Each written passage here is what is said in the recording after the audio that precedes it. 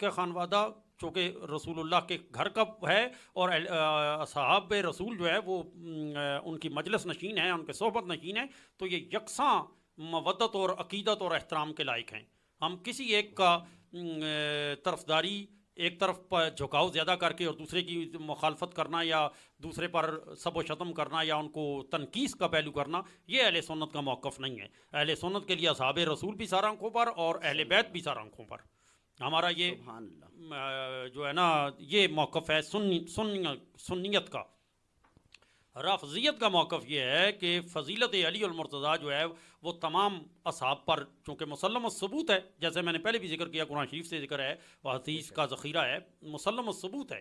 تو جب وہ مسلم الثبوت ہے، یہ رافضی حضرات اہل تشیع کا موقف ہے۔ ہر شیعہ رافضی نہیں ہوتا، لیکن ہر رافضی شیعہ ضرور ہوتا ہے، یہ پہلے سمجھ لیں۔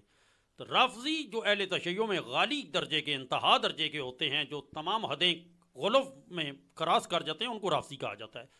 اور جو اصحاب رسول پر سب و شتم کرتے ہیں، ان کا موقف یہ ہوتا ہے کہ علی المرتضیٰ کے فضائل اور کمالات چونکہ مسلم ثبوت ہیں، یہ سامنے چیز آ گئی، تسلیم کر لی گئی، تو اس کے عوض باقیوں کو ان پر لعن و طعن کیا جائے، ان پر غضب کیا جائے، ان کو ظالم یا معاذ اللہ اس طرح کے جو ہے ٹائٹل سے وہ اس کو کرتے ہیں، مجروح کرتے ہیں ان کی عزت و توقیر کو۔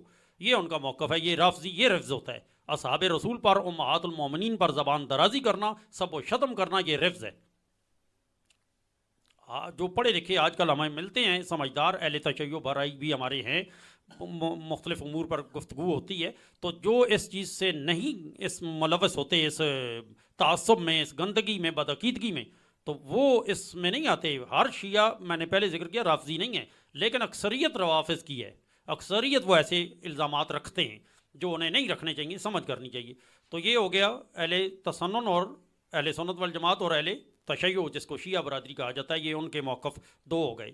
اسی طرح ایک تفضیلی ایک گروپ ہے۔ تفضیلیوں کا موقف یہ ہے کہ فضیلت علی المرتضیٰ چونکہ مسلم الثبوت ہے، وہ اپنے اوج پر ہے، کمالات علویہ کا اور فضائل مرتضویہ کا کوئی ثانی نہیں ہے، تو ان کو فضیلت ہے سب پر، لیکن وہ دیگر اصحاب رسول اور ازواج مطہرات اور دیگر جو اتنی شخصیات ہیں، مقدسات اور محرمات ہیں، وہ ان سب کا احترام کرتے ہیں، ان کو اس دائرے میں رکھتے ہیں جو خلافت کی ترتیب ہے ظاہری، وہ اسی ترتیب سے مانتے ہیں۔ اس ترتیب کو مانتے ہوئے فضیلت علی المرتضیٰ کے اور افضلیت علی المرتضیٰ کے قائل ہیں۔ تو اس میں کوئی مذائقہ نہیں ہے، کوئی برائی نہیں ہے۔ ہمارے اہل سنت کے اکابر علماء و مشائخ اس چیز پہ اس موقف کے قائل رہے ہیں۔ خود ائمہ فقہا ہمارے چاروں، امام ابو حنیفہ، امام احمد بن حنبل، امام مالک، امام شافعی، یہ سب حضرات تفضیل علی کے، فضیلت افضلیت علی کے قائل ہیں۔ اور اسی موقف پر ہمارے خانوادہ چشت کے اسلاف اور بزرگ خواجہ اجمیر سے لے کر آج تک صوفیاء چشت بھی اسی موقف پر قائم ہیں کہ ہم افضلیت علی المرتضیٰ کے قائل ہیں، لیکن دیگر اصحاب رسول، شیخین کریمین اور دیگر کا جو اعلیٰ حسب مراتب ان کی جو عزت و منزلت ہے، جو توقیر ہے، جو خلافت راشدہ کی ترتیب ظاہری ہے، اس کو تسلیم کرتے ہوئے، اس پر سر تسلیم خم کرتے ہوئے، ان کی عظمتیں اور ان کی توقیر بجا لاتے ہوئے ان پر ہم کوئی اعتراض کرنا یا ان کی توہین یا تنقیص کرنا، یہ اس کا ہمارا مشرب اور شیوا نہیں ہے۔ اس کے ہاں میں ذکر کر رہا تھا کہ جو تفضیلیت میں کہ ہمارے ائمہ سارے اس چیز کے ہیں، تو مجھے یاد آ گئی بات ان کی، جناب امام شافعی کا مشہور قول ہے کہ لو کانا رفضا حب آل محمد، لو کانا رفضا حب آل محمد، حب آل محمد فلیشہد الثقلان انی رافض۔ اگر حب آل محمد رفض ہے اور اس پر مجھ پر الزام، میں مورد الزام ہوں اور مجھ پر آپ لوگ تنقید کا نشتر چلاتے ہیں اور دروازہ لعن طعن کھولتے ہیں مجھ پر، تو پھر اے جنو انس گواہ ہو جاؤ، مجھ سے بڑا رافضی ہے ہی کوئی نہیں ہے۔ حب آل محمد رفض نہیں ہے، حب آل محمد عین ایمان ہے، اصل ایمان ہے، تخم ایمان۔ ہمارے قبلہ عالم اعلیٰ حضرت مجدد گولڑوی رضی اللہ تعالیٰ نے فرمایا کہ یہ تخم ایمان ہے، ایمان کا شجر ایمان کا جو اصل جڑ ہے اور جو اس پر ایمانیات کا دار و مدار ہے، حب اہل بیت پر، حب آل محمد پر ہے۔ اصحاب رسول کی عزت و تکریم اپنی جگہ پہ سر آنکھوں پر، ہم ان کے تنقیص اور توہین کے قائل نہیں ہیں جو لوگ اس طرح کرتے ہیں۔ ہم ان کی زبان درازی کو لگام ڈالنا بھی جانتے ہیں، لیکن جو حب آل محمد ہے اور آل محمد اور اہل بیت کا مقام ہے وہ کسی دوسرے کا خاصہ نہیں ہے شرف کے اعتبار سے. سبحان اللہ سبحان اللہ. اسی طرح اگلا تو آتا ہے ناسبی جس کو کہا جاتا ہے. یہ وہ طبقہ ہے جنہوں نے جناب علی المرتضیٰ کے مقابلے میں اصحاب رسول کو اور بالخصوص شیخین کریمین کو فضیلت دی اور ان کے فضائل اور ان کے مناقب پر صحابہ کا جہاں کہیں بھی ذکر علی چلا وہ اس کے مد مقابل مقابلتاً ذکر صحابہ کو لے آئی. ان کو نواسب کہتے ہیں. یہ نسبیت ہے.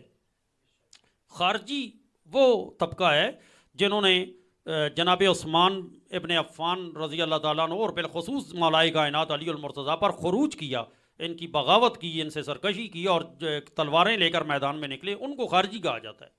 تو یہ چیزیں ہیں. اب جن جن موقف میں نے سار طبقوں کے واضح کر دیے, ان کے نظریات بتا دیے, جو فی زمانہ جہاں جس کی ایمان کا اپنا وہ معیار دیکھ لے, کسوٹی پیش کی ہے, جہاں جو کوئی فٹ آتا ہے وہ اپنے آپ کو وہاں سمجھے. حب آل محمد اگر کرنا رفظ کوئی کہتا ہے تو یہ تو لوگوں کی کہی ہوئی باتیں ہیں نا, اللہ رسول کے ہاں تو اس کی حیثیت نہیں ہے نا. یقولون ہم بے افواہم, یہ تو ان کے اپنے منہ کی باتیں ہیں نا. تو منہ کی بات کی کیا حیثیت ہے؟ حیثیت ہے معیار کی, قول منصوص قول ہو اللہ کا یا رسول کا, ارشاد باری تعالیٰ کا, یا جو حیثیت ہے یا احکام شریعہ کی حیثیت ہے وہ حیثیت ہے. اس چیز کی حیثیت کوئی نہیں ہے. لوگ کوئی کیا کہتے ہیں, یہ تو آپ دیکھ لیں حسین علیہ السلام کے ساتھ کربلا میں کیا ہوا, تو آپ کیا کیا جا سکتا ہے کہ حسین جو ہے وہ اس معیار پر نہیں تھے ایمانیات کے یا اس سطح پر. لوگوں کی کثرت اور لوگوں کا کہنا کافی نہیں ہے. بے شک. بہرحال اللہ تعالیٰ ہدایت دے سب کو. اس زمن میں ہم تو یہی کہتے ہیں. ماشاء اللہ.